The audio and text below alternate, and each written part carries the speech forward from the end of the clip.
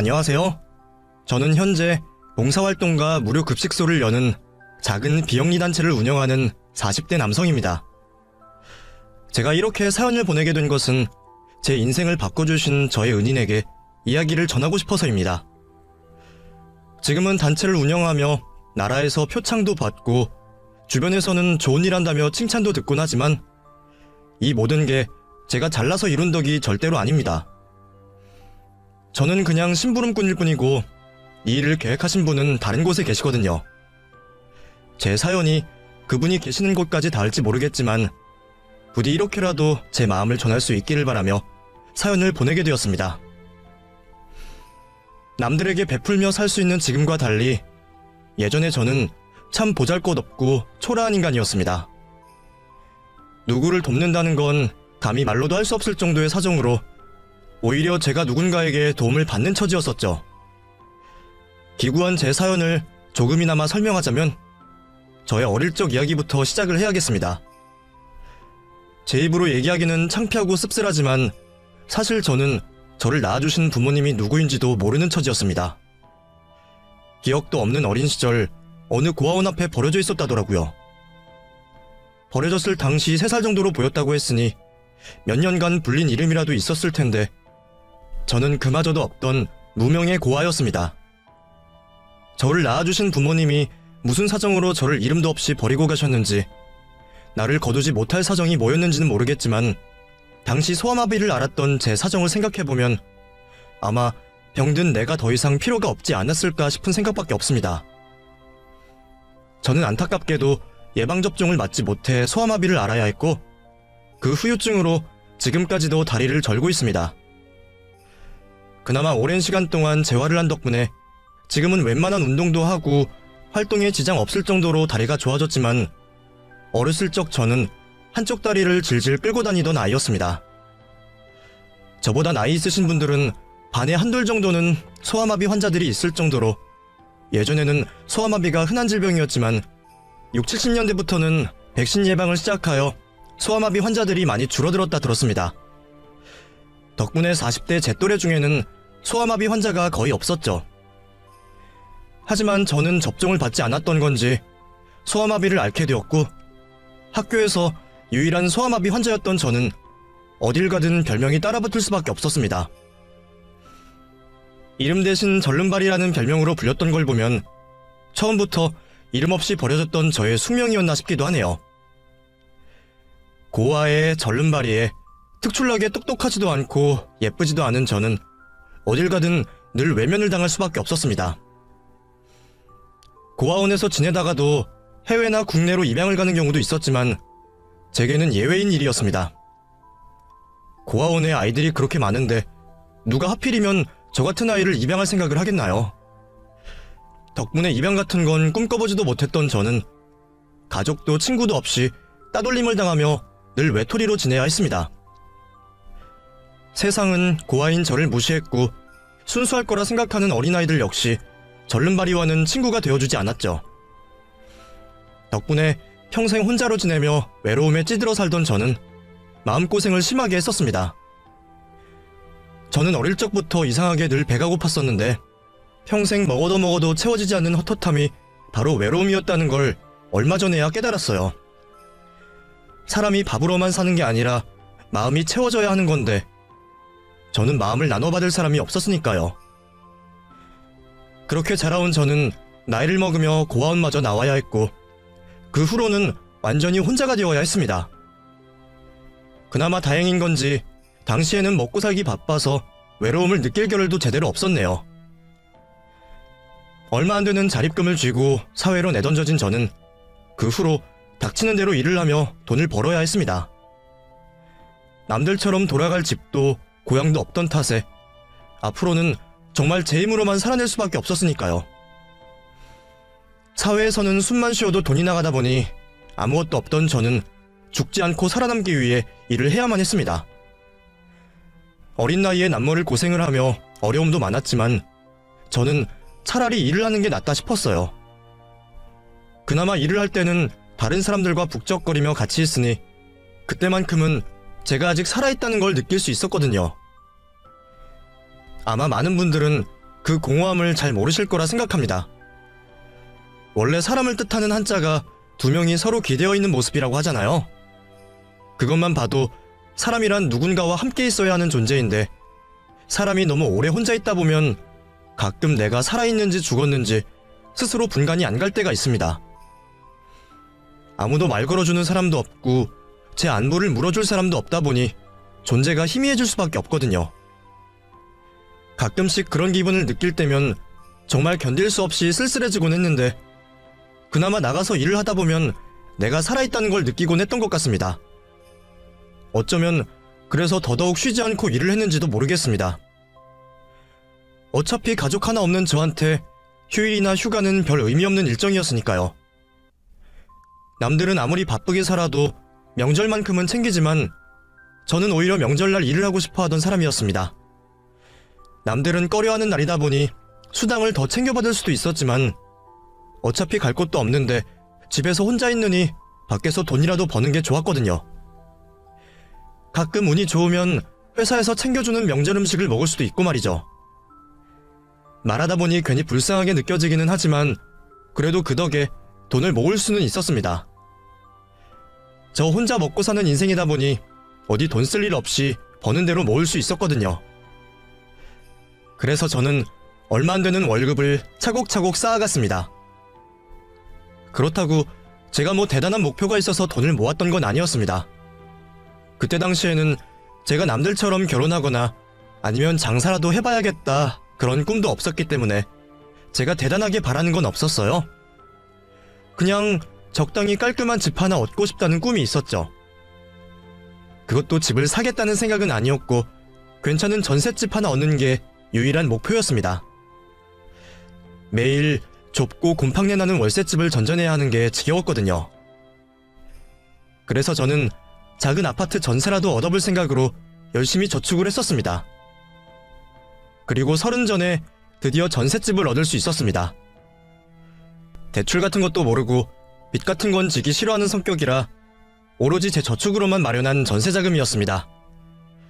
딱 1억이 들어있는 통장을 보니 얼마나 뿌듯했는지 당시에 저는 그 돈으로 제가 세상을 가진 것만 같았습니다. 거의 10년이 걸려 모았던 돈이었기에 더 감개무량했던 것 같았어요. 저는 그 돈으로 예산에 맞는 아파트 전세를 구할 수 있었습니다. 오래된 9억에 16평짜리 작은 집이었지만 난생 처음 아파트에 살아보게 된 것이 행복했습니다. 저는 그런 기쁜 소식을 저의 유일무이한 친구에게 알렸습니다. 야, 나 곧 아파트 들어간다. 이제 10년 만에야 내 꿈을 이루게 된 거야. 뭐? 진짜? 너 정말 집 구했어? 뭐 아직 내 집은 아니고 전세지만 언젠가는 살 수 있겠지. 좀 더 모으면 나 하나 살 집 구할 거야. 그 전까지는 전세라도 만족하려고. 야, 진짜 축하한다. 자식, 너 아파트 살아보는 게 평생 꿈이었잖아. 이사가면 집들이는 꼭 해라. 당연하지. 어차피 부를 놈은 너밖에 없지만 내가 너 초대할게.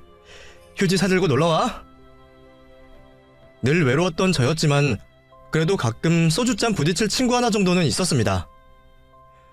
그 친구는 학창시절 알고 지낸 오래된 친구는 아니었지만 한창 힘들게 노가다를 뜰 때 만났던 사회친구였습니다. 둘 다 어린 나이에 고생하며 만나서 그런지 만난 지 얼마 되지 않아서부터 오래 알고 지낸 친구처럼 가까워졌었죠. 그 친구도 홀어머니 모시고 살며 사정이 여의치 않았던 탓에 서로 먹고 살기 바빠서 자주 보지는 못했지만 무슨 일이 있거나 축하할 일이 있을 때면 늘 서로를 만나 회포를 풀곤 했습니다. 가끔씩 그 친구를 만나 술 한잔씩 하는 게 제게 유일한 낙이자 행복이었어요. 그래서 그날도 기쁜 소식을 전하려 친구를 만났었죠. 친구는 늘 그렇듯 제 일을 자기 일처럼 기뻐하며 저를 축하해 주었고 저는 친구의 축하를 받으며 하루빨리 입주날이 되기를 기다렸습니다. 급한 마음에 입주날이 한참 남은 집을 계약한 탓에 입주하기까지 아직 몇 달이나 남아있었지만 몇 달만 참으면 이 지긋지긋한 반지하를 벗어나서 아파트로 들어간다는 생각에 저는 설레어서 잠이 오지 않을 정도였습니다. 그렇게 제가 미처 누려보지 못한 행복을 기대하며 지내고 있을 때 친구에게서 연락이 왔습니다. 누가 들어도 다 죽어가는 목소리로 만나자고 하는 친구의 전화에 저는 친구에게 무슨 일이 있음을 예상할 수밖에 없었죠. 얼마 전에 봐놓고 그새 또 보자 그래서 놀랐다 야. 너 정말 무슨 일 있냐? 뭔데 그래? 무슨 일인지 말이나 해봐. 걱정되어 묻는 저의 물음에도 한참 동안이나 말을 하지 못하고 연거푸 술만 들이키던 친구는 혼자서 소주 한 병을 다 비운 뒤에야 어렵게 이야기를 꺼냈습니다. 현범아, 나 정말 염치 없고 내가 이러면 안 되는 거 아는데 나 너한테 부탁 좀 해도 되냐? 그거야 당연하지. 우리 사이에 뭘 그런 게 염치가 없고 그러냐? 무슨 부탁인데 말하기 어려운 일이야? 내가 진짜 네 사정도 다 알고 그런데 내가 너 말고 어디 도움 구할 데가 없어서 그래. 제발 나 좀 도와줘라. 20대 초반부터 30까지 알고 지내며 제가 그 친구를 지난 몇 년 동안 봐왔지만 그 친구가 그렇게 뜸을 들이고 얘기를 꺼내기 어려워하는 건 처음이었습니다. 원래 성격이 늘 당당하고 거침없어서 제 대신 억울한 상황을 따져 물어주기까지 하던 친구였기에 제가 늘 그 당당함을 본받고 싶을 정도였는데 그 친구가 그렇게나 말하기 힘들어하는 일이라면 아무래도 평범한 부탁은 아닐 것 같다는 예상이 들었습니다. 대체 무슨 부탁일까 싶어 괜히 겁이 나기도 했지만 그래도 제가 도와줄 수 있는 일이라면 어떻게든 도와주고 싶은 마음이었어요. 뭔데 그래 진짜. 들어줄 수 있는 부탁이면 당연히 들어줘야지. 그래도 내가 할 수 있는 일이니까 네가 말 꺼낸 거 아니야? 일단 말이나 해봐. 그게 사실은 우리 어머니가 많이 아프셔. 당장 큰 수술을 해야 하는데 병원비랑 수술비만 몇 천만 원이란다. 근데 나한테 그렇게 큰 돈이 어디 있겠어. 몇 천만 원은커녕 당장 통장에 다음 달 생활비도 없는데 말이야. 어머니는 돈 없으니 수술 안 받고 그냥 버티시겠다는데 그럼 그냥 누워있다가 돌아가신다는 거잖아. 내가 진짜 못난 아들인 건 알지만 어머니가 돈이 없어서 돌아가시는 걸 어떻게 보고만 있겠냐. 예상치 못한 친구의 얘기에 저는 잠시 멍해졌습니다. 뭔가 대단한 부탁을 할 것 같다 생각은 했지만 설마 돈 이야기가 나올 줄은 몰랐거든요. 저랑 그 친구는 비슷한 형편이라 누구보다 서로의 사정을 잘 알고 있던 사이였고 서로 없는 사정 뻔히 아니까 우리끼리라도 부담 주고 받지 말자며 돈을 빌리거나 돈 얘기를 하는 일은 하지 않았었어요. 그런데 그랬던 친구가 갑자기 돈 얘기를 꺼낸다는 게 저는 여러모로 충격이었습니다.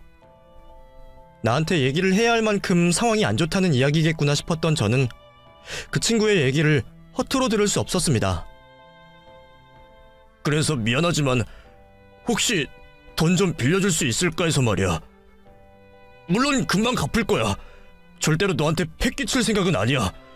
너 몇 달 뒤에 전셋집 들어가기로 했잖아.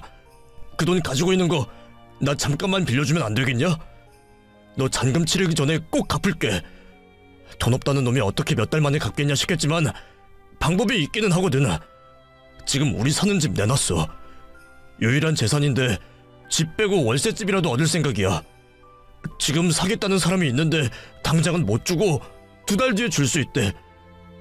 근데 그 2달 기다리다가는 우리 엄마 수술 못 받고 죽을지도 몰라. 친구는 살던 집을 처분해서라도 돈을 갚아주겠다며 몇 달만 돈을 빌려달라 부탁을 했습니다. 저도 몇 달 뒤면 잔금을 치르고 이사를 해야 하는 상황이라 날짜라도 어그러지면 곤란했지만 애원하듯 부탁하는 그 친구의 부탁을 차마 거절할 수 없었죠. 다른 부탁도 아니고 어머니가 아프시다는데 말이에요. 돈보다는 사람이 우선이라 생각했던 저는 흔쾌히 그 친구의 부탁을 들어주기로 했습니다. 그래, 그 돈 내가 빌려줄게. 어머니 수술부터 시켜드려.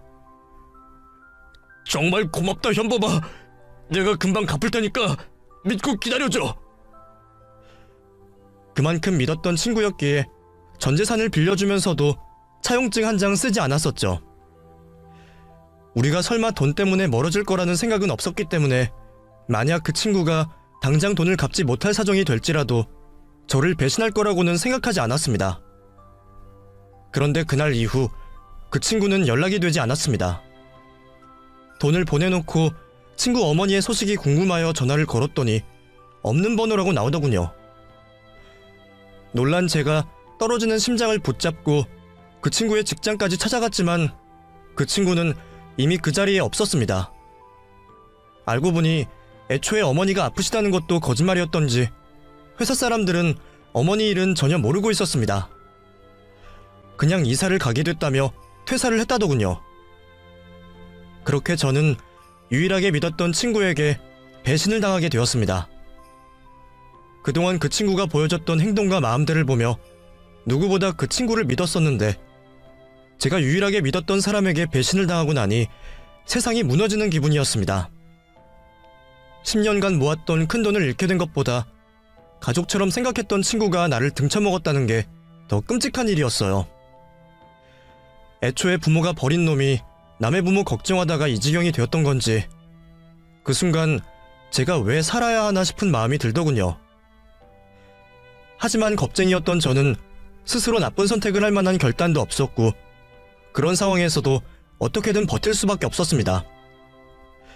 전세 계약일은 코앞이었는데 잔금 치를 돈은 없었으니 결국 저는 계약금으로 넣었던 1,000만 원까지 날릴 수밖에 없었습니다. 그렇다고 살던 집에서 계속 살 수도 없었어요. 이 집도 이사 들어올 사람이 있었고 저는 당장 오갈 데 없는 신세가 되어야 했죠. 그제서야 뒤늦게 부랴부랴 집을 구하러 다녀야 했던 저는 이사 나올 집의 보증금에 맞춰 겨우 집을 구할 수 있었습니다. 그 사이 월세집들도 많이 올랐는지 제가 지금 살고 있는 집 월세로는 도저히 집을 구할 수가 없었고 그래서 저는 어쩔 수 없이 싼 집을 찾다 어떤 동네로 흘러가게 되었습니다. 주변에 아파트나 그 흔한 빌라 하나 없이 허름한 집들이 모든 걸 말해주는 동네였습니다. 아직 이런 동네가 있나 싶을 정도로 외지고 가난한 동네였죠. 싼 집을 찾던 저는 그 동네로 이사를 하게 되었고 아파트 입주날만 기다리던 몇 달 전과 달리 하늘에서 추락을 한 기분일 수밖에 없었습니다. 사람이 참 간사하게도 그보다 더한 고생을 해봤으면서도 그 사이 조금 형편이 나아져 봤다고 예전 고생을 하기 싫더라고요. 고생 끝에 낙이 올 줄 알았으니 말이죠. 하지만 그런 저를 더 힘들게 했던 건 이게 다 사람을 믿어서 벌어진 일이라는 이유 때문이었습니다. 어렸을 적에는 부모가 나를 버리고 자라서는 세상이 나를 버리고 이제는 하나 있던 친구마저 나를 버렸다 생각하니 이런 제가 앞으로 누구를 믿고 살 수 있을지 숨이 막히는 기분이었습니다. 나한테 다가오지 않는 사람들이 야속하다 싶으면서도 누구라도 정을 나누고 싶어 주위를 맴돌던 저였기에 사람에게 받은 상처는 더 깊을 수밖에 없었습니다. 그렇게 아는 사람 하나 없는 외딴 동네로 이사를 가게 된 저는 또다시 좁은 골방에 갇혀 외톨이가 되어야 했습니다. 그런데 그 동네에서 제게 관심을 가져주시는 한 분이 계셨더군요. 제가 이사 들어가는 날 도와줄 게 없냐며 물으셨던 옆집 할머니가 계셨습니다. 자기 몸도 못 가누실 것 같은 분이 청소라도 도와주겠노라 하시는 말에 저는 대충 거절 의사를 표현했어요. 이사 오는 거예요? 그 집에 오랫동안 사람이 안 살았는데 집 상태가 괜찮으려나 모르겠네. 보니까 급하게 이사 오는 것 같은데 내가 청소라도 같이 도와줄까? 예? 할머님이요? 됐어요. 그냥 제가 알아서 할게요. 평소였다면 괜찮지만 신경 써주셔서 감사하다 인사 정도는 했을 텐데 그때는 가뜩이나 배신당해 날이 서 있던 탓에 그런 관심도 전부 귀찮고 짜증스럽게만 느껴졌었습니다. 짜증스러운 저의 반응에 옆집 할머니는 저를 물끄러미 보시다가 다시 집 안으로 들어가셨고 저는 기분이 상하셨을 그 할머님과 다시 얘기를 나눌 날이 없을 거라 생각했습니다. 그때는 누구를 알고 지낼 생각도 없었으니까요. 다행히 이사는 무사히 마쳤지만 전 재산을 도둑맞은 여파는 꽤 오래 갈 수밖에 없었습니다. 속에 천불이 날 것처럼 부글거리는 탓에 제대로 일을 나갈 수도 없었어요. 일도 손에 잡히지 않고 밥도 넘어가지 않으니 어쩔 수 없이 저는 회사의 사정을 말하고 그동안 쓰지 않던 휴가를 몰아쓰게 되었습니다. 그리고 집안에서 두문불출하고 있었죠. 속이 답답해서 그런지 소화도 안 되는 것 같고 입맛은 당연히 없어서 밥도 제대로 안 챙기고 멍하니 시간을 보내고 있었습니다. 그 사이 몇 번 그놈을 찾아다녀 보기도 했지만 어디로 사라진 건지 찾을 수도 없었어요. 작정하고 도망간 놈을 어떻게 찾나 싶어 그냥 없던 셈 치려했지만 그게 쉽지도 않았었죠. 그러던 어느 날 빈속에 술이라도 들이부으려고 슈퍼에 다녀오려는데 이삿날 배웠던 옆집 할머님이 집안에 들어가지 못하시고 한참 서성이시더라고요. 무슨 일이 있으면 말이라도 거시려나 했는데 저를 보고도 아무 말씀이 없으시길래 저는 그냥 슈퍼를 다녀왔죠. 그러는 사이에도 할머님은 여전히 대문 앞에 서 계셨습니다. 분명 곤란한 일이 있으신 것 같았지만 내가 뭔 상관이냐 싶어 무시하고 집에 들어가려고 했는데 추운 날씨 때문에 할머니를 무시하지 못하겠는 겁니다. 결국 저는 다시 걸음을 돌려 옆집으로 향했고 할머님에게 여쭤봤어요. 어르신, 무슨 일 있으세요? 왜 집에 안 들어가시고 계속 서 계세요? 그게 내가 잠깐 나온 사이에 대문이 닫혀버렸는데 열쇠를 안 가지고 나와서 말이야. 집에 아무도 없어요? 식구들은 언제 오시는데요? 나 혼자 살아. 올 사람 아무도 없어. 열쇠가 없으면 식구들 올 때까지 기다리셔라 퉁명스럽게 말하려던 저는 혼자 사신다는 할머니의 말에 결국 남의 집 대문을 넘어갈 수밖에 없었습니다. 아유, 고마워. 덕분에 살았네. 다음부터는 잠깐 나오실 때라도 열쇠 꼭 챙기세요. 혼자 사시면 더 조심하셔야죠. 그래야지. 고마워, 총각. 혹시 밥 안 먹었으면 밥이라도 먹고 갈래? 이제 곧 저녁이잖아. 됐어요. 할머니 많이 드세요. 그러지 말고 밥 먹고 가. 내가 열쇠값 대신 치르고 싶어서 그래. 그러다 저는 얼떨결에 잘 알지도 못하는 옆집 할머니 집에서 밥을 얻어먹게 되었습니다. 술 사러 나왔다가 이래도 되나 싶었지만 제 소매를 잡아끄는 할머니의 눈빛을 차마 거절할 수 없었어요. 그러고 보니 밥을 제대로 먹은 게 얼마나 지났나 기억도 나지 않던 탓에 저도 오랜만에 한 끼를 때워야겠다 싶었습니다. 그렇게 옆집으로 들어간 저는 할머니 집에서 저녁상을 받았습니다. 식탁을 보니 먹다 남은 누룽지가 있는 게 보이던데 저한테 해주신다고 급하게 새밥을 지으시더라고요. 그리고는 찬장 깊숙이서 꽁치도 하나 꺼내서 찌개를 끓이시고 뚝딱 한 상을 차려주셨습니다. 아마 혼자셨다면 할머님도 다 식은 누룽지를 드셨겠다 싶었죠. 저 때문에 일부러 새밥까지 지으신 할머님의 마음이 감사했던 저는 차려주신 밥상을 감사히 먹었습니다. 밥 더 있으니까 먹고 더 먹어. 한창 튼튼할 나이에 너무 말랐는데 밥은 잘 챙겨 먹고 사는 거야? 그냥 뭐 대충 먹죠. 혼자 사니까. 혼자 산다고 대충 먹으면 안 돼. 한국 사람들은 밥심으로 사는 건데. 할머니도 누룽지 드신 것 같은데요, 뭘. 아이 참, 그런 건 또 언제 봤대? 그래, 나도 혼자 지내다 보니 밥에 물 말아 먹고 그러기는 하지. 그러고 보니 누가 와서 이렇게 같이 밥 먹는 것도 참 오랜만이네. 덕분에 나도 따뜻한 밥 먹어보네. 할머님의 말씀에 순간 왠지 모를 뜨거운 게 올라오는 것 같았지만 허기에 급히 삼킨 밥 때문일 거라 생각하며 대수롭지 않게 여겼습니다. 뭐 가끔 밥 혼자 드시기 싫으시면 저 부르시던가요? 그럴까? 나야 젊은 사람이 같이 밥 먹어주면 좋지. 그래, 자네도 자주 와서 밥 얻어먹고 가. 젊은 남자가 혼자 살면서 제대로 밥이나 해먹겠어? 내가 밥 챙겨줄게. 우리도 이제 이웃사촌인데 잘 지내보자고. 그 후로 저는 할머니와 이웃사촌으로 자주 뵙고 지냈습니다. 할머님께 반찬도 얻어먹고 밥도 얻어먹고 그 대신 저는 할머님을 도와드리며 밥값을 치렀죠. 무슨 사정으로 혼자 지내시는 건지는 모르겠지만 할머니에게는 왕래하는 가족이 없어 보였습니다. 늘 혼자 계시다 보니 집에 일손 도와줄 남자 하나 없었고 오래되고 낡은 집에는 고칠 곳이 많이 보였어요. 그래서 집안 수리를 해야 할 일이 생길 때면 제가 대신 할머님을 도와드리곤 했습니다.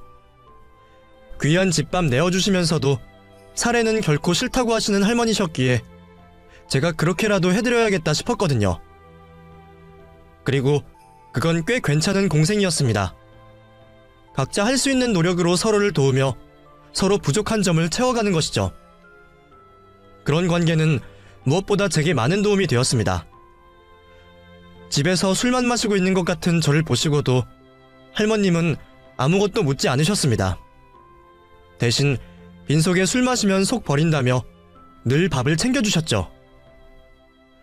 그런 할머니 덕에 방에만 갇혀있던 저도 많이 좋아질 수 있었던 것 같습니다. 사람에게 배신당한 상처를 다른 사람으로부터 치유하게 된 거죠. 저는 금방 다시 일어나 회사에 출근을 하게 되었고 다시 살아갈 힘을 내게 되었습니다. 저는 그게 다 그 이웃 할머님 덕이라 생각했어요. 그래서 저는 조금 시간이 지나서야 제 사정을 궁금해하셨을 할머님에게 저의 이야기를 전할 수 있었습니다. 제가 고아로 버려져서 절름발이로 괴롭힘당하고 친구인 줄 알았던 사람에게 전재산 사기당해 그 동네까지 흘러온 이야기를 들으신 할머님은 별말 없이 제 손을 꼭 잡아주셨습니다. 처음 봤을 때부터 뭔가 사연이 있겠다 싶었지만 그리 고생했을 줄은 몰랐네. 그래, 혼자 얼마나 고생이 많았겠어. 그런데도 이렇게 잘 버티고 살아줬으니 얼마나 대견해. 자네는 살아남은 걸로도 잘 산 거야. 지금은 당장 인생이 고되고 힘들겠지만 살다 보면 언젠가 웃을 날이 반드시 올 거야. 일단은 살아있어야 그런 행복도 누리고 살지 않겠어? 그러니 절대 포기하지 마. 글쎄요. 저도 그냥 죽지 못해 사는 거지. 뭐 그런 건 잘 모르겠어요. 아직 살아온 날이 30년이지만 여태껏 살면서 내가 행복해 본 적이 있나 싶네요. 뭐 가끔 웃을 일은 있었어도 그게 행복한 줄은 모르겠어요.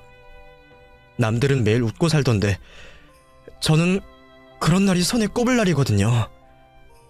사람들은 보통 기쁜 일이 있거나 생일날 행복하다 그러던데 버려진 탓에 생일도 잘 모르니까 매년 생일이라 그래도 와닿지도 않고요. 그냥 죽는다는 게 무서워서 못 죽는 거지 딱히 제 삶에 미련이나 기대도 없어요. 지금 같아서는 제발 더 이상 남들한테 상처받지 않고 현상 유지라도 했으면 좋겠네요. 젊은 사람이 그런 생각하면 쓰나? 행복한 일이 있어서 웃는 게 아니라 행복하려고 웃는 거지. 작은 것 하나하나 감사하며 살다 보면 매일이 행복한 날이 올 거야. 자네도 말은 그렇게 하지만 해보고 싶다거나 이루고 싶은 것 하나쯤은 있을 거 아니야. 꼭 현실성이 없다고 해도 말이야. 꿈 같은 건 없어? 사실 꿈 같은 거 이루지도 못할 텐데 꿔서 뭐하나 싶어서 깊게 생각해본 적이 없어요. 예전에는 저 같은 사람들 도와주면서 살고 싶다 뭐 그런 생각을 하기는 했었어요. 내가 외로워서 그런지 도와주고 도움받고 그러고 싶더라고요. 근데 제 주제에 남을 돕기는커녕 폐나 안 끼치면 다행이죠. 할머님과 저는 속에 있던 얘기들을 자주 나누곤 했습니다. 서로 찾아올 사람도 없고 만날 사람도 없는 신세이다 보니 서로에게 의지가 많이 되었던 것 같습니다. 저도 평생 생일 한번 제대로 챙겨본 적 없고 명절날에도 늘 혼자였는데 할머님도 저와 다를 것 없는 사정이셨거든요.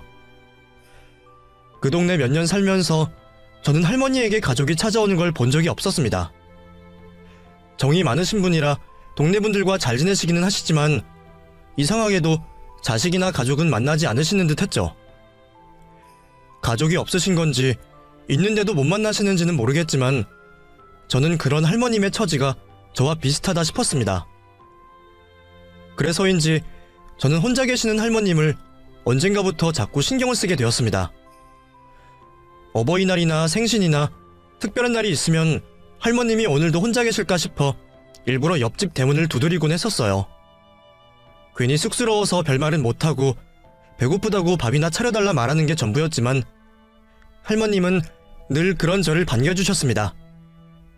진짜 자식도 아닌데 어버이날 축하한다 하기도 이상해서 그런 날마다 저는 말없이 케이크나 떡 같은 간식거리들을 들고 갔는데 어쩌면 할머님도 그런 것을 보며 제 마음을 헤아리셨는지도 모르겠습니다. 그게 좋으셨던 건지 아니면 받은 만큼 돌려주고 싶으셔서 그러신 건진 몰라도 할머니는 제 생일을 챙겨주시기 시작하셨습니다. 진짜 태어난 날도 아니고 버려진 날을 생일로 치는 제게는 생일이 기쁜 날도 아니었고 제대로 축하받아본 적도 없지만 그래도 무슨 날이라고 미역국 끓여진 생일상을 받는 건 나쁘지 않은 기분이었어요. 생일이라는 날이 제게는 의미 없는 날이었을지 몰라도 그런 저를 챙겨주시려는 할머님의 마음만은 참 감사하고 기쁜 일이었습니다. 그래서 저는 언젠가부터 제 생일이 기다려지기 시작했습니다. 그런 걸 보면 제가 그 동네에 이사가고 할머님을 만나고 많이 달라졌다 싶었습니다. 30여 년 살면서 늘 스스로 우울을 끌어안고 살았던 저였는데 그런 제가 할머님을 만나면서 자주 웃기도 하고 누군가와 행복을 나누며 다시 인생의 기대를 걸어보기 시작했으니까요. 아마 그때 제가 할머님을 만나지 않았더라면 저는 삶의 희망을 잃고 정말 나쁜 선택을 했을지도 모릅니다. 고하니까 찾는 사람도 없고 살아야 할 이유도 없다면 너무 지치고 유독 힘든 어느 날 더 이상 힘든 생을 살기 싫어 인생을 저버리지 않았을까 말이에요. 당시에는 할머님 덕분에 제가 살아간다는 걸 잘 몰랐지만 다시 생각해보면 지금 제가 살아있는 것도 전부 할머님 덕분이었습니다. 아무리 여유가 있고 외롭다고 한들 남한테 밥상 차려주고 관심을 쏟는 게 쉽지는 않을 텐데 말이죠. 그래서 저는 받은 만큼 할머님에게 관심을 가질 수밖에 없었습니다. 그 나이에 왜 자식도 없이 혼자 지내시는지 궁금하기도 했었죠. 처음에는 할머니가 자식 없이 사시는 분인 줄 알았는데 어느 날인가 할머니에게 자식이 있다는 얘기를 듣게 되었습니다. 그것도 하나도 아니고 아들만 둘이라고 하시더라고요. 근데 왜 자식들이랑 연락을 안 하세요? 명절에도 오지 않고 생신 때도 누구 오는 걸 못 봤는데요? 자식 농사가 내 마음같이 되지 않는지 그렇게 됐지. 어릴 적에는 엄마 품에서 안 떨어지겠다고 일하는 것도 못하게 하더니 나이 먹고 머리 자라면서는 다들 제 갈 길 가버리고 없네. 나도 다 키워둔 자식들한테 바라는 것도 없고 그냥 어디서 잘 살고 있겠지 생각하는 거지. 자식들 안 보고 산 지도 벌써 수십 년이야. 그 사이 결혼도 하고 자식도 낳았다는 건 들었는데 오질 않으니 나는 한 번 본 적도 없지. 뭐 부모들만 자식을 버리는 게 아니지 않겠어? 자식들도 부모를 버릴 수 있는 거지.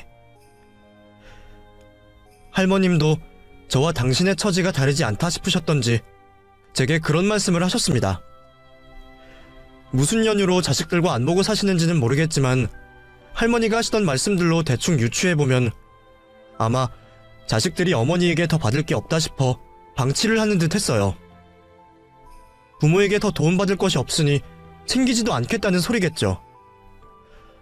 그래서 할머님은 혼자 살아내기 위해 늘 바쁘게 사셨습니다. 하루 종일 고물 주우러 다니시고 틈틈이 마늘이나 나무를 다듬으며 부업 같은 것도 많이 하셨어요.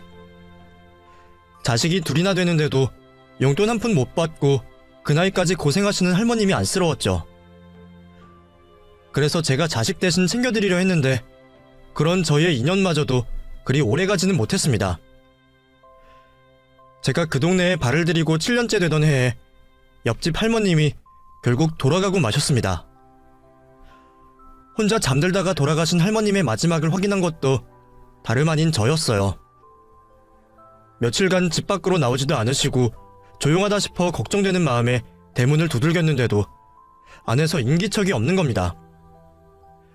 휴대폰이 없으신 할머님이시라 집 전화로 전화를 걸어봤지만 전화도 수십 통째 받지 않으셨죠.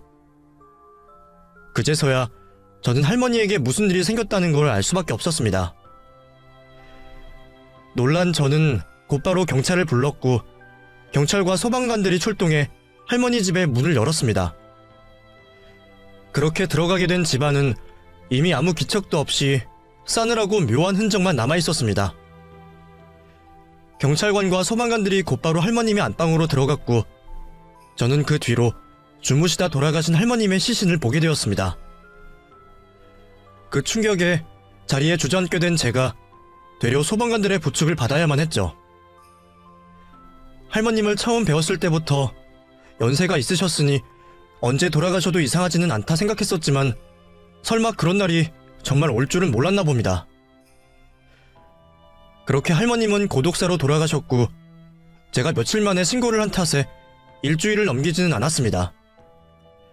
조금만 지났으면 시신이 많이 상했을 텐데 그나마 다행이었죠. 저는 홀로 할머님의 죽음을 추모하며 할머니의 장례식이 열리기를 기다리고 있었습니다. 아무리 그동안 연 끊고 지내던 자식들이라고 하지만 어머니가 돌아가시면 장례는 당연히 치를 거라 생각했거든요. 혼자 쓸쓸하게 돌아가시게 한 할머님 자식들에게 원망은 들었지만 그래도 제가 찾아가서 할머님 얘기라도 해야겠다 싶었어요. 그런데 저는 얼마 뒤 경찰에게서 놀라운 소식을 전해 듣게 되었습니다. 김영자 할머님 말이에요. 자녀분들에게 연락해봤는데 아무도 모셔가겠다는 사람이 없더라고요. 장례 치를 생각도 없으신지 시신 인계를 포기하신다고 하시네요. 예? 자식들이 아무도 안 찾아왔다고요?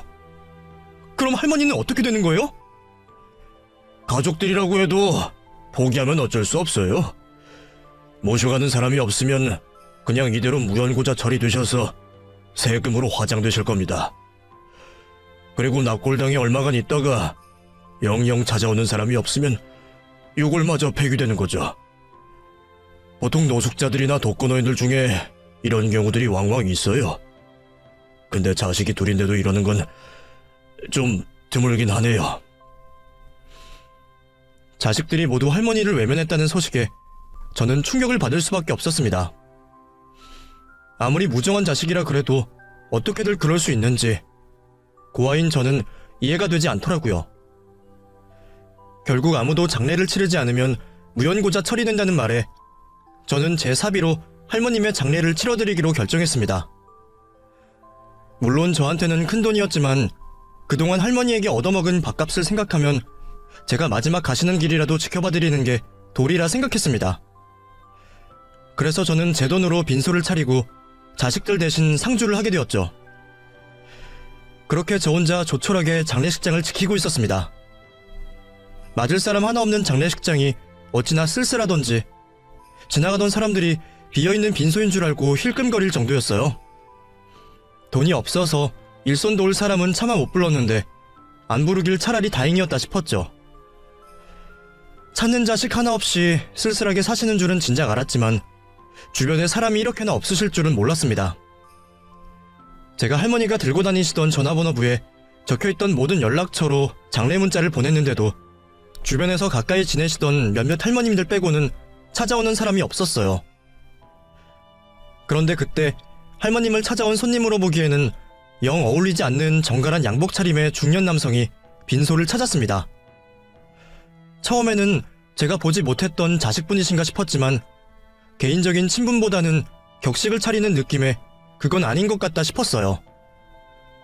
그래도 할머니 마지막 가는 길 한 분이라도 더 찾아와 주신 것에 감사했던 저는 그분이 누구시던 간에 상주로서 감사히 맞아드렸습니다. 그분은 할머님의 마지막 가시는 길에 명복을 빌어주신 뒤 저와 인사를 나누게 되었습니다. 이제 누구신지 물어볼까 하던 찰나 그쪽에서 먼저 저를 알아보시더군요. 와주셔서 감사합니다. 네, 처음 뵙겠습니다. 그쪽이 이현범 씨죠? 드릴 말씀이 있으니 저 좀 따로 보시죠. 할머님을 찾아온 손님인 줄만 알고 있었더니 누구시기에 제 이름까지 아시나 싶어 어리둥절했던 저는 놀란 마음에 서둘러 그 남자를 따라갈 수밖에 없었습니다. 얘기를 나누기 전 그 남자는 양복 주머니에서 자기 명함을 한 장 꺼내 보여주었습니다. 변호사 사무실을 운영하는 변호사의 명함이었죠. 변호사요? 그쪽이 변호사셨어요? 어쩐지 뭔가 대단한 일 하실 것 같더라고요. 근데 변호사가 할머님을 왜 찾아오셨어요? 제 이름은 어떻게 알고 계시고요? 저는 김영자 할머님의 일을 돕던 변호사입니다. 할머님과는 오래전부터 알고 지내던 사이였죠. 옛날 얘기를 하려면 좀 길지만 간단히 설명하자면 할머님께 도움을 받던 사람이었어요. 오래전에 가난한 형편의 공부를 포기하려던 제게 큰 도움을 주신 분이 김영자 할머니셨죠. 할머니 덕분에 저는 공부를 포기하지 않았고 덕분에 이렇게 변호사가 될 수 있었습니다. 근데 할머님이 뭘 어떻게 도와주신 거예요? 뭐 저한테처럼 밥이라도 챙겨주셨나요?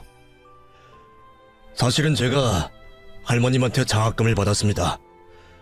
돈이 없어서 꿈을 포기하려고 했던 제가 할머님 덕분에 학업을 포기하지 않았죠. 할머니께서 변호사님에게 장학금을 주셨다는 소리가 제게는 쉽게 이해되지 않았습니다. 할머니와 대화하면서 알기로는 옛날이나 나중이나 평생 아끼고만 사시면서 여유 있어 본 적은 없으신 것 같던데 매일 폐지 주우시며 근근히 살아가시던 분이 무슨 돈이 있어서 자식도 아닌 남에게 그런 큰 돈을 해주실 수 있었을까 싶었거든요. 할머니 사정을 모르지 않던 제가 믿을 수 없다는 표정으로 변호사님을 쳐다보자 변호사님도 제 생각을 읽으셨는지 제가 이해할 수 있도록 여태껏 제가 모르고 있던 할머님의 숨겨진 사정을 알려주셨습니다. 무슨 생각이신지 저도 압니다. 평생 가난하게 사셨을 뿐이 무슨 돈이 있어서 남의 학비를 대주셨나 싶으시겠죠? 사실 저도 처음에 할머님을 배웠을 때는 그렇게 생각했었어요. 겉보기에도 허름한 차림에 돈 한 푼 없어 보이시는 분이 나랑 뭐 다를 게 있는지 제 걱정을 해주시나 했거든요. 근데 그런 분이 저를 위해서 선뜻 큰 돈을 내어주시더라고요. 그렇다고 할머님이 타고난 부자라거나 복권에 당첨된 것도 아니지만 할머님은 늘 남을 도울 준비가 되신 분이셨어요. 온갖 고생하며 열심히 버는 돈을 저축해뒀다가 꼭 필요한 사람들에게 쓰시는 거죠. 그런 사정이 있었군요. 저는 전혀 몰랐어요. 자식들도 받을 것 없다고 연 끊고 사시기에 형편이 어려우신 줄만 알았거든요. 맨날 돈 아끼신다고 가스도 안 쓰시고 옷 한 벌 안 사시던 분이라 젊었을 때도 고생만 많았다고 들었지 할머니가 누굴 도와주셨다는 건 처음 들어봐요. 늘 당신한테는 인색하게 아끼시고 그런 돈들을 차곡차곡 모아 남들을 돕고 사시는 거죠. 그래서 할머님이 자식들도 그렇게 키우고 싶어 하셨지만 마음대로 되지는 않으셨던 모양이에요. 매번 부모한테 손 벌려서 돈이나 받아가면서 속을 썩이던 모양이더라고요. 자기 부모를 버렸을 때부터 알아봤지만 할머니 자식들은 남보다 못한 인간들이었습니다. 사고치고 다니면서 부모한테 받아갈 것만 받아가고 그런 부모가 늙고 돈도 없어지니 방치하듯 내버린 거였죠. 근데 사실 김영재 할머님이 평생 가난하게 사신 분이라 남들은 그분이 돈이 없는 줄 알지만 생각보다 꽤 알부자셨어요. 굳은 일 하면서 모은 돈으로 지방에 땅을 사셨는데 그게 개발이 되면서 이득을 보셨죠. 할머님이 알고 보니 알부자였다는 사실에 놀라기도 잠시 변호사는 제게 서류를 보여주며 더 놀랄만한 이야기를 전했습니다. 할머님은 자식들에게 재산을 물려줄 생각이 없으셨습니다. 대신 그 유산을 사회에 환원하고 싶어 하셨어요. 그러다가 돌아가시기 1년 전쯤 저를 찾아와서 부탁을 하시더라고요. 당신 친구분이 남을 돕고 싶어 하시는데 혹시 할머님 재산으로 재단 같은 걸 만들 수 있냐고 말이죠. 그래서 그때부터 제가 할머님을 도와서 재단을 준비했고 할머님의 전 재산을 미리 처분해서 재단을 만들었습니다. 할머님이 살고 계시던 집도 이미 처분하고 월세로 돌려져 있어서 아마 자식들은 할머님한테 다른 재산이 있었는 줄 모를 겁니다. 이건 저와 현범 씨만 아는 사실이죠. 그렇군요. 근데 그 얘기를 왜 저한테 해주시는 거죠? 바로 현범 씨가 그 재단의 주인이 되실 거니까요. 할머님이 제게 조건부로 부탁을 하셨습니다. 당신 장례를 치르는 사람에게 재단을 양도해달라고 말이에요. 자식들에게는 진작부터 기대가 없으셨던 것 같은데 아마 현범 씨가 이렇게 하실 줄 할머님도 아셨던 것 같습니다. 그래서 미리 저한테 현범 씨에 대해서도 말씀해 주셨고 그게 오늘 제가 현범 씨를 찾아온 이유입니다.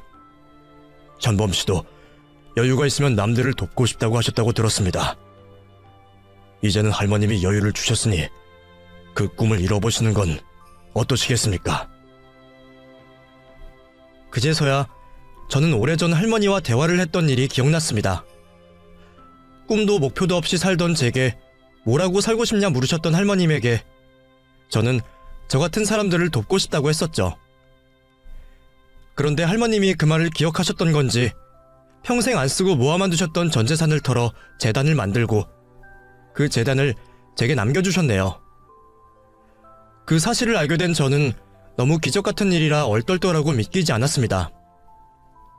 그렇게 큰 선물을 받게 된 저는 끝까지 할머님을 잘 보내드리고 제 사비로 납골당에 안치까지 시켜드렸습니다. 그리고 그날 이후 저는 정말 제 꿈을 이루게 되었죠. 할머님에게 큰 선물을 받은 이상 이걸 갚아야겠다는 생각에 저는 할머님 뜻대로 단체를 운영하며 사람들을 돕기로 했습니다.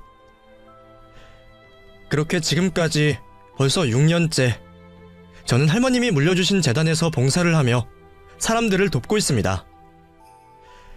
그리고 얼마 전에는 좋은 인연까지 만날 수 있었어요. 같이 봉사를 다니던 마음씨 좋은 여성과 진지한 만남을 이어나가고 있거든요. 보잘것없던 제 인생이 이렇게 달라질 줄은 몰랐는데 덕분에 저는 지금 너무나 행복한 삶을 살고 있습니다. 그러니 여러분들도 늘 포기하지 마시고 선한 마음을 품으시기를 바랍니다. 감사합니다.